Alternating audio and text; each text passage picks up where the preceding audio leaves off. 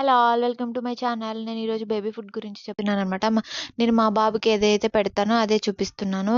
పెసరపప్పు అండ్ బియ్యం అనమాట. నేను ఈక్వల్ క్వాంటిటీలో అవి 2 టేబుల్ స్పూన్స్, ఇవి 2 టేబుల్ స్పూన్స్. మా బాబుకి ఒక పూటకి సరిపోయేంత నేను నానబెట్టి పక్కన పెట్టుకున్నాను అనమాట. తర్వాత ఒక 2 టేబుల్ స్పూన్స్ ఘీ వేసుకొని, ఘీ తినని వాళ్ళు ఘీ వేయకండి. మా బాబుకి అమ్మ ఆయి, ఆయి, ఆయి అని చెప్పి నెయ్యిని ఆయి అంటాడు వాడు.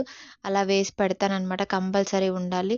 మీరు ఏ వెజ్జీస్ వాడతారో వాడుకోండి. మా వాడు తినే వాటికి నేనేసాను. ఇలాగ వేసిన తర్వాత అన్నీ చూసుకొని ఏ వెజ్జీస్ అయితే మీ పిల్లలు తింటారో అవి అన్నీ వేసి ఇలా చేసి పెట్టండి. ఒక్కసారి మా బాబు సిక్ డే అప్పుడైతే ఇది కంపల్సరీ చేస్తాననమాట. వాడు నార్మల్‌గా ఉన్నప్పుడు ఏదైనా మేము చేసుకుందే తింటాడు. సిక్ ఉన్నప్పుడైతే వాడికి నచ్చింది చేసి పెడతాననమాట.